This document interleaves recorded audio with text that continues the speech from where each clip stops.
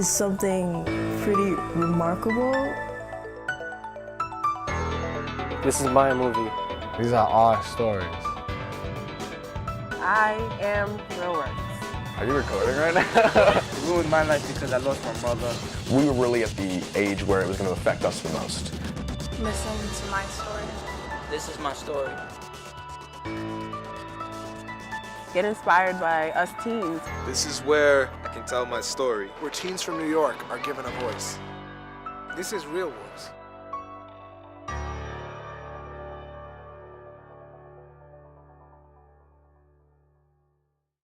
Welcome to Real Works. I'm Byron.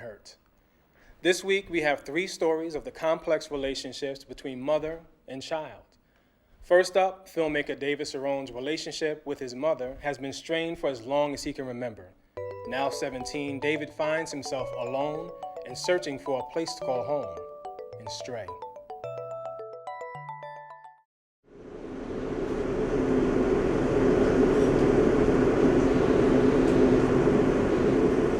What's the point anymore? What's even the point anymore? It doesn't matter. It'll never stop.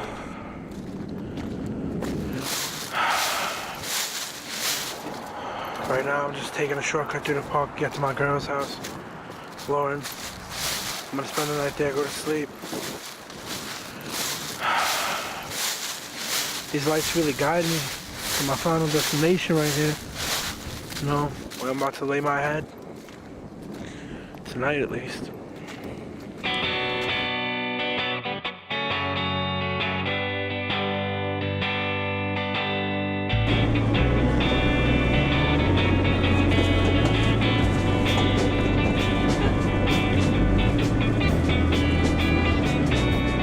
Neglect. Neglect is the absence of basic needs. Food, nurturance, housing, care, that'd be physical care, emotional care. It's the absence of any basic needs. I think I did pretty much the best I could. I tried to raise them honestly, to see that they, loved others and were good to animals and loved the environment and stupid stuff like that. But I did the best I could. I don't think I did the greatest job, but I don't think I did a bad job. My mother sent me into foster care at the age of 12. 12? I thought it was older than that. Wow. 12. Insane. I stayed in foster care for 2 years until I finally took off at 14 on my own. I've been on my own since. I'm now 27 years old. When I found out Mommy was pregnant with you, I was very angry. I pretty much despised you, my Mommy's whole pregnancy. My thoughts were, the little bit of attention that I got from her, I was going to lose. But then once I saw you, I couldn't hate you. You've been my best friend, through many, many years. Realize, David, when you came and you lived with me, I was 19 years old. I wasn't ready to be a mother, but I had to take care of you because I know that Mommy wasn't doing it. And I knew you needed better. It was supposed to be like a 3-month thing. It wasn't supposed to be any longer than that. She was supposed to get an apartment and tell me to come back, tell me to come home. And she went through 4 apartments and didn't tell me to come home. I would visit. It was a nice apartment. There was some place for me to stay. There was a bunk bed for me and my brother. My brother was the only one there with her, and I could have been there as well, but I wasn't. I was kept away, and I was kept out of her life because she thought I was too much to handle. You and I are emotional people. Daniel is a brick, like Mommy. What exactly is your condition? What are you sick with? I really don't know. As it goes on, the doctors just keep making things up. ADD, ADHD, Asperger's, bipolar, manic depressive. He has this, he has that. A few months later, oh, he doesn't, we were wrong, but he has this. They just make stuff up. I have no idea at this point. I could have AIDS, I don't know. He takes 600 milligrams of Seroquel and 1,050 milligrams of lithium a day. And does that help him at all? It slows him down.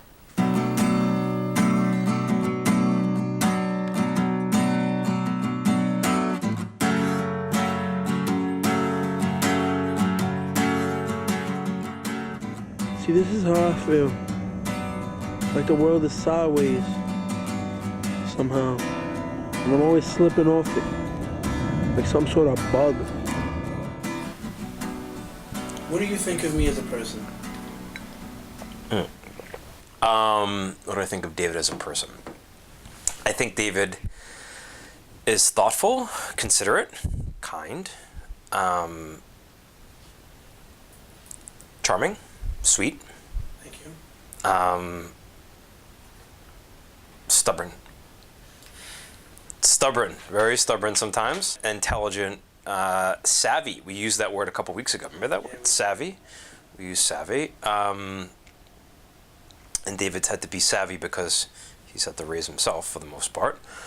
And also angry. It's like, why? Well, I'm 17. Why should I have to not have a place to live? I'm homeless. I'm homeless. It's not a joke. I'm legitimately homeless. I go from house to house looking for another meal to eat because I don't know when I'm going to get another one. I go from house to house looking for a place to lay my head because there's not many places left. I slept on the train before, you know? I've been in that situation when I didn't have a place to go. The train. The train at night. Huh. You don't know how many crazy people get on there. But you'll learn real quick to sleep with one eye open. Terry, stop that. And that's my bunny, Terry. So how long do you think have we been friends? We've been friends for, I'd say, about a year to a year and a half. If I was in your situation, I don't know, I would rely on friends, you know, to let me crash, like I let you crash here, like, you know, like I would hope to have a friend like me in my life who would be like, you can crash or whatever, because otherwise I'd be on the street, you know. Right. Pardon my language. I appreciate everything you do for me, man. It's all good. I see a man walking down the street with his two little girls. And I really see that. I see that love. I see that connection. Seeing that, it hits me inside my recollection. It reminds me of the dad that I never had and the mom that was always at work. The only pops I ever had was probably the around the corner store clerk. How were you raised as a child? How was I raised as a child? In a crazy house. Crazy house. Mother always screaming that we were killing her and abusive to my father. Just not a nice person. Not a great childhood. I ran out of there as fast as I possibly could. I took care of 2-3 kids when I was 7, 8, 9, 10, 11, 12. You know, go through the years. I took care of 2-3 kids. I raised them myself. I raised my brother till he was about 6. I raised an infant till she was 5.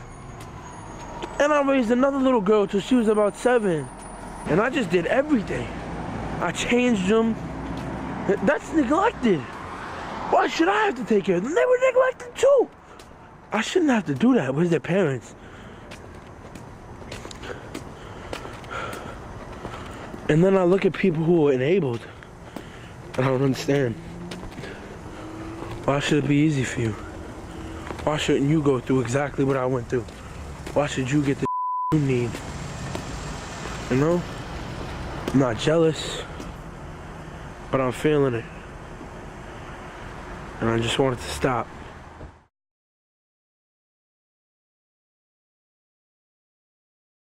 Filmmaker Jonah Levy tells the story of his family's quest to find comfort after his mother's death.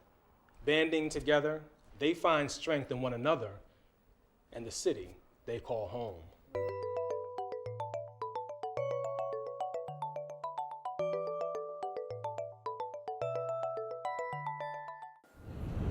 My name is Jonah.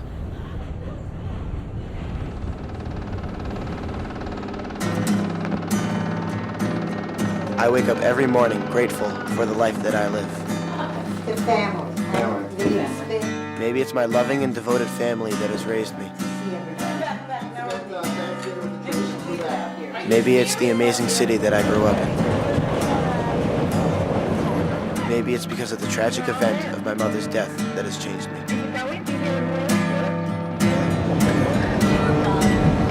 I may not be able to pinpoint the exact cause of my appreciation for life, but this film may help.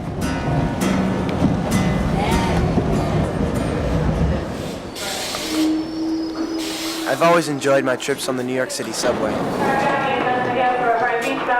I love looking at all the unique faces that express all the unspoken stories.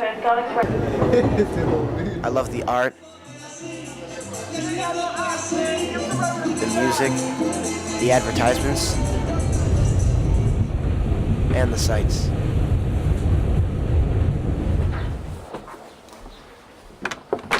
Allow me to introduce the Levys. Hey.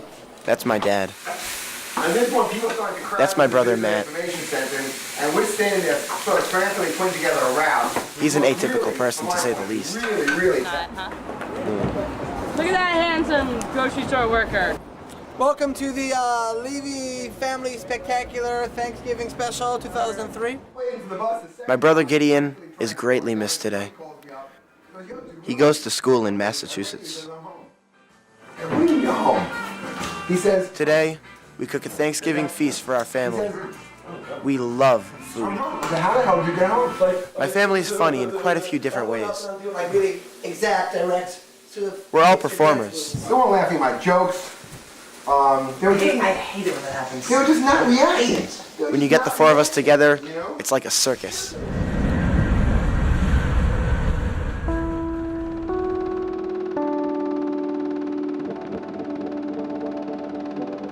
I was 11 when my mom died. I used to cry all the time before she passed away. I didn't know why, and I hated it, because it made me feel like a baby. After her death, I suddenly didn't break down as easily. My family and I had banded together so tight, there was no room for weakness.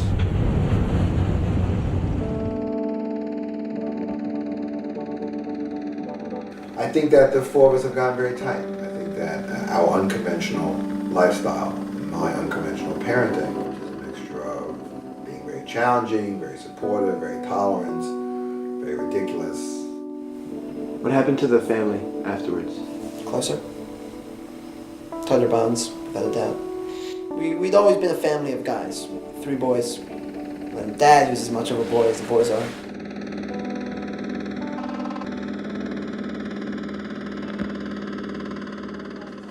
Meet the rest of my family. My family. Hey. That's my grandma. My cousin Taj. My grandpa. My cousin Zila. My Aunt Meryl, which means I get to call her Auntie M. Lisa's in there somewhere. Lisa. My cousin Neil. Hey Neil. Lisa's here. What's up? Is Devon coming? How are you? Hi, Hey Nisa. And that's Anissa. Hey. How you doing?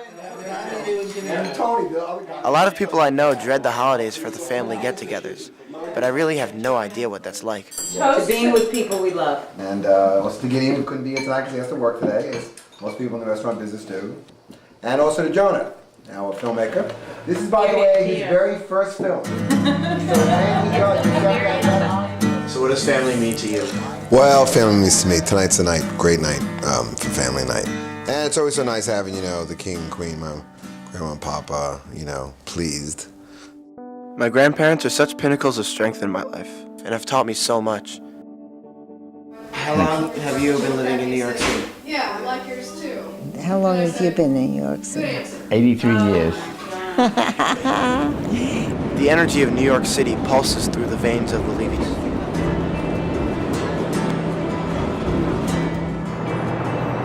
Living in the city all my life is such a wonderful experience. What do you love about New York City? Oh, God. How many hours of tape you have there? I am a professional New Yorker. I make a living by being a New Yorker. to live the life you want to live, to be able to march to the beat of a different drum and play. He just started his own tour guiding business. If there's any reason I should be as odd and devoted to New York City as I am, it's because of my dad.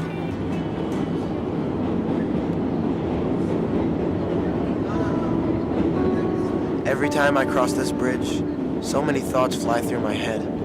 I think about the world, about how insignificant we all are, but how much change we managed to make. I think about the people around me, and the challenges they face, and the measures they go through to hurdle these obstacles. I think about the world I've grown up in, both physically and emotionally. I think about what all this means to me, and I smile, because I love it all so much. And the only thing I want to do is show everyone.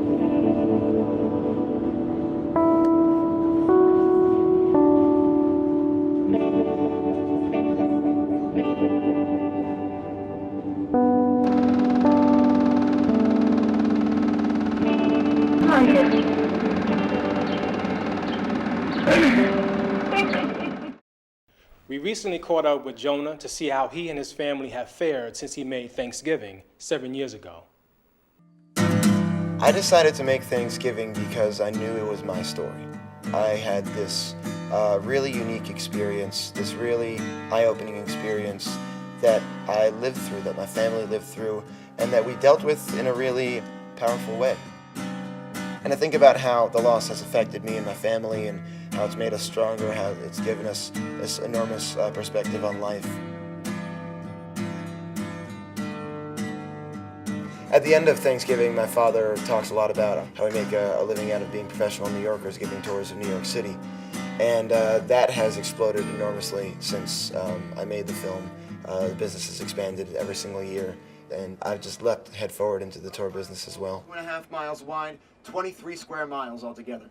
With a population of 1.4 I'm one of the A-list tour guides. We have about a dozen different tour guides, and I'm one of the guides who works most often. After this interview right now, I have to go give a tour of the Brooklyn Bridge. I'm very much involved in the sort of publicity side of the business. Guys, I see a adversary in front of me, and I will try my best to take him down for you, in your honor.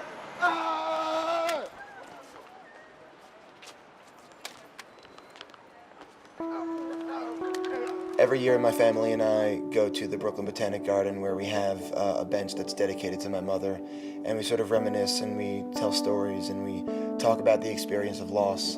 And every year it's a different experience, you know. Shortly after her death, it felt like it had been both 10 years since she passed away and 2 days after she passed away.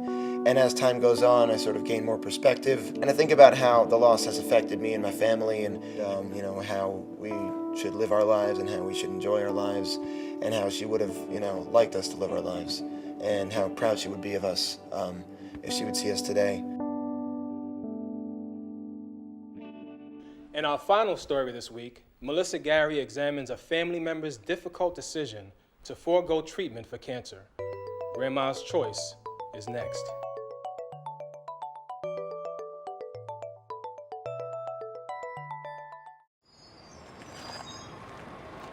Road trip, 2002 Mother's Day. Joan Garry is a very amazing woman. She's very diplomatic and patient and has a great sense of humor. She's been a good friend and a good mentor. She was always a strong person. She was always strict but fair. Honest, truthful. She can be opinionated at times, though. She always had an excellent sense of humor. Hi. I told her, I don't know. I said he was going in a short lead. Can't be doing good. I'm standing under oxygen tube. I love my grandma, but she's made a choice that has affected my family in a lot of ways.